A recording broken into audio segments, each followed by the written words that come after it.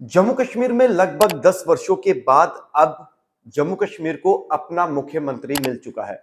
यानी उमर अब्दुल्ला अब Jammu Kashmir union territory के वाइड पहले ऐसे मुख्यमंत्री हैं जिन्होंने आज शपथ ली, जबकि उनके साथ 5 अन्य जो विधायक हैं उन्होंने भी शपथ ली है, जिसमें 2 चेहरों पर खास तौर पर हम बात करेंगे। सुरेंद्र चौधरी जो कि पहाड़ी समुदाय से ताल्लुक रखते हैं, राजौरी पुंछ में उनका एक काफी अच्छा जो है वो दबदबा है।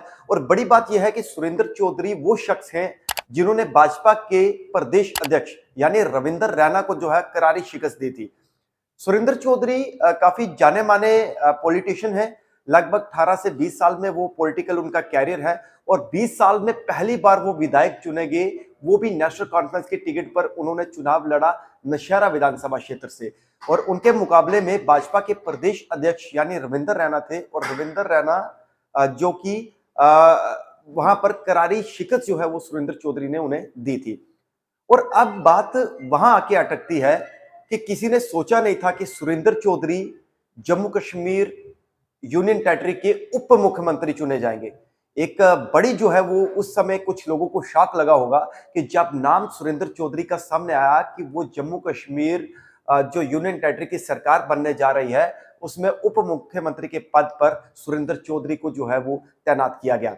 यानी ये एक बड़ी उपलब्धि कह सकते हैं खिता पीर पंचाल। और ऐसा भी माना जा रहा है कि नेशनल कॉन्फ्रेंस की ये स्ट्रेटजी है कि जम्मू के अंदर से यानी जो जम्मू डिवीजन है वहां से उन नेताओं को उभर कर सामने लाया जाए ताकि जो उन्हें नुकसान जम्मू की तरफ उठाना पड़ा उन चीजों को कवर किया जा सके। वहीं दूसरा नाम आपको बताऊंगा कि चौधरी जावेद अहमद राणा।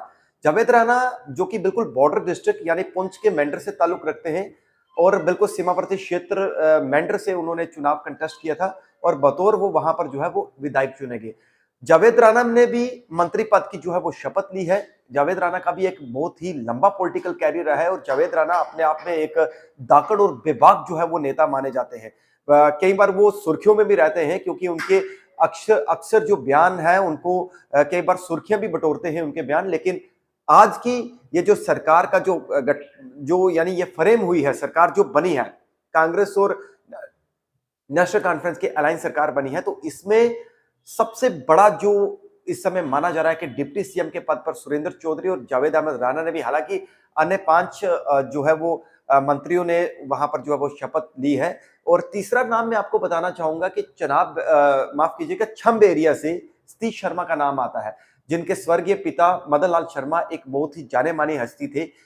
हमेशा उन्होंने जो है वो कांग्रेस का जो है कांग्रेस के टिकट पर जो है चुनाव लड़ते थे, एमपी रहे हैं वो, तो उनका अपना, तो उनके बेटे एज ए इंडिपेंडेंट वहां पर चुनाव लड़े और इंडिपेंडेंट चुनाव लड़ने के बाद उन्होंने फैसला किया कि वो नेशनल कॉन्फ्रेंस में जाएंगे और नेशनल कॉन्फ्रेंस में जाने के बाद आज उन्होंने भी मंत्री पद की शपथ ली है। तो अब देखना यह है कि ये सरकार कैसे चलती है, क्या कुछ जो चीजें सरकार को लेकर एक्सपेक्टेशंस हैं, जो लोगों की उम्मीदें हैं, क्या ये सरकार उन पर खरा उतरती है, ये देखना दिलचस्प होगा। और साथ में मैं आपको एक चीज और बताना चाहूंगा कि एक चीज जो है काफी चर्चा का विषय बनी हुई है कि नेशनल कॉन्फ्रेंस का जो घोषणा पत्र था यानी जो मैनिफेस्टो था, उस मैनिफेस्टो में जो उन्होंने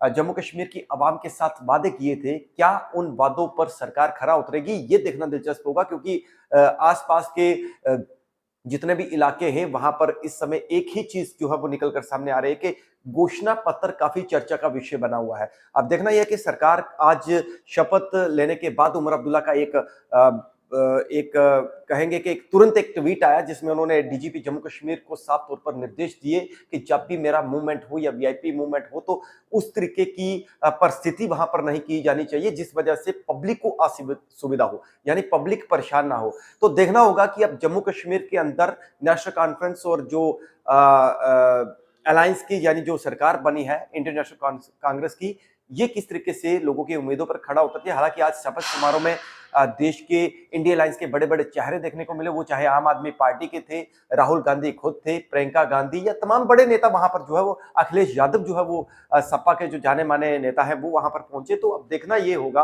कि क्या सरकार जो है जनता की उन उम्मीदों पर खरी उतरती है, ये देखना दिलचस्प होगा। आप जुड़े रहिए द पब्लिश मिरर के साथ। नमस्कार।